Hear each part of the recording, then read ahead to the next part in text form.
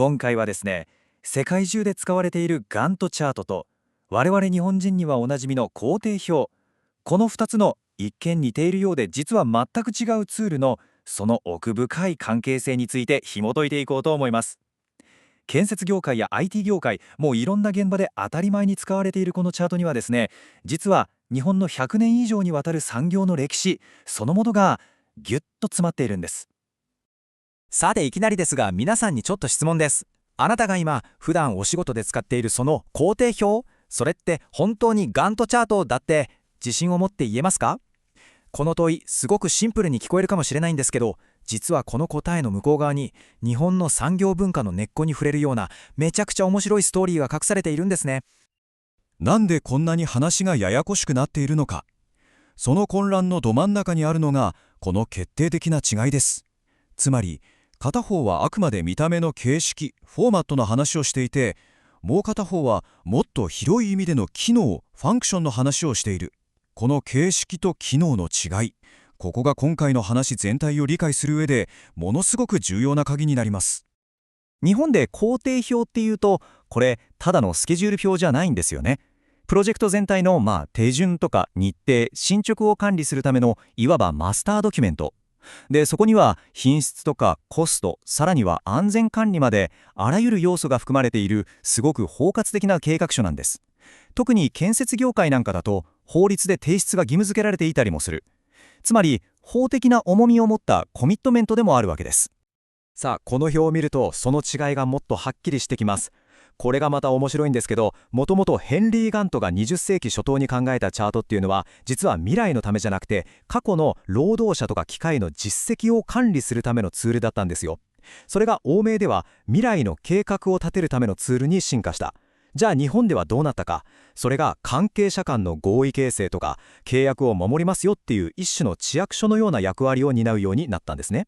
だからタスク同士のつながり、いわゆる依存関係っていうのがパッと見ではわからない、元外の意味を行間を読んで理解しなきゃいけないっていう非常に日本的な特徴を持っているわけです。そしてこれがその思想的な違いを見事に表していますよね。欧米にとってスケジュールっていうのはあくまで動的なシミュレーションなんです。状況が変わったらどんどん再計算して最適化していくべきもの。でも日本では一度提出した工程表は約束なんです。だからそれを変更するっていうのは約束を破る行為なんだとみなされがち。性的なコミットメント、それが日本の工程表なんですね。じゃあ一体全体なんで日本だけこんなに独特な進化を遂げたんでしょうか。その謎を解くためにちょっと歴史を遡ってこのツールが日本で歩んできた100年以上の道のりを見ていきましょう。このチャートの歴史、実はアメリカのヘンリー・ガントよりも前にポーランドで始まってるんですね。カロル・アダムエツキが考案したハーモノグラム、これが原型です。でその後ガントが第一次大戦中のアメリカで軍事品の生産管理に使って一気に有名になりました。で驚くべきはそのすぐ後、1920年代にはもう日本能率の父と呼ばれる上野洋一さんによって日本に紹介されてるんです。当時巨大な戦艦を作っていた海軍工廠とか、あれは金棒とか東洋木石みたいな最先端の管理技術を取り入れてた巨大製菓会社がいち早くこの手法を導入したと言われています。でも決定的なターニングポイントが訪れたのは戦後の高度経済成長期です。アメリカで開発されたパートとか CPM っていう数学的にすごく厳密でロジカルなネットワーク工程表が日本にも入ってきたんですが、これが現場の職人さんとか下請け業者さんにとってははっきり言って複雑すぎた、こんなの使えるかってなっちゃったんですね。いわゆる日本の現場がこのツールを事実上拒絶したわけです。じゃあどうなったか。そこで生まれたのがまさにこの言葉が示すような日本独自のスキルだったんです。見た目はシンプルな横線式のバーチャートなんだけど、その裏側、描いている人の頭の中ではちゃんとネットワーク理論の複雑なロジックが組み立てられているっていう。これも単なる作図じゃなくてまさに職人芸、一種のアートと呼んでもいいようなハイブリッドな手法だったんですね。そしてこの文化的な適応と独自の進化の歴史こそが現代の日本におけるある大きな現象、つまりプロジェクト管理の現場でなぜかマイクロソフトの Excel が圧倒的に使われている、その理由を見事に説明してくれるんです。不思議だと思いませんか？世の中にはもっと高機能で専門的なプロジェクト管理ソフトがたくさんあるのに、なぜプロの現場で手作業が基本のスプレッドシートが好んで使われるのか。これこそが時に紙エクセルなんてちょっと皮肉っぽく呼ばれたりもする日本特有のパラドックスなんです。その理由はやっぱり日本の文化に深く根ざしています。まず一つは見た目の調整が自由自在だってこと。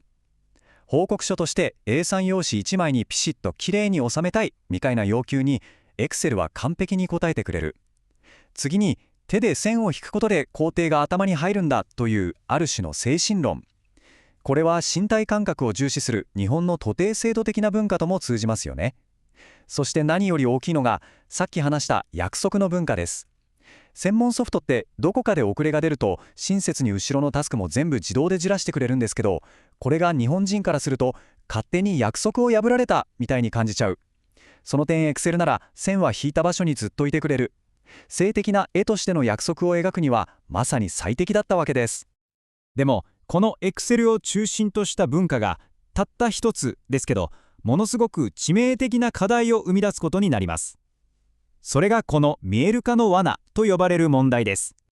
この罠っていうのは何かというと、工程表が問題の本質を可視化する見える化のツールじゃなくて、単に体裁を整えて偉い人に見せるための見せる化の道具になり下がってしまうことです。きれいに作られた静的な Excel の工程表って見た目はいいんですけど、一つの遅れがプロジェクト全体にどういう影響を与えるのか、その本当の因果関係を隠してしまうんです。その結果、問題の発見がどんどん遅れて、結局ベテラン管理者の勘と経験に頼らざるを得ない、すごく俗人化された現場が生まれてしまうわけですね。ただ、そんな日本のプロジェクト管理も今デジタルトランスフォーメーション、いわゆる DX の波、そして建設業界の2024年問題に代表される働き方改革の大きなうねりの中で、まさに歴史的な転換点を迎えています。その進化の方向性はもうはっきりしています。スケジュールを静的な絵として扱うことから動的なデータモデルとして扱うことへの移行です。手作業で Excel のセルを塗りつぶしていた段階から SaaS 型のクラウドツールでリアルタイムに情報が共有され、さらには BIM みたいな 3D モデルと時間軸を統合した 4D シミュレーションへ、そして最終的には AI がプロジェクトデータに基づいて最適なスケジュールを自動で生成する、そういう段階へと向かっているんです。これものすごく根本的な考え方の転換を意味します。つまりもはやスケジュールは人間が苦労して描くものじゃないんです。データから生成されるものに変わっていく。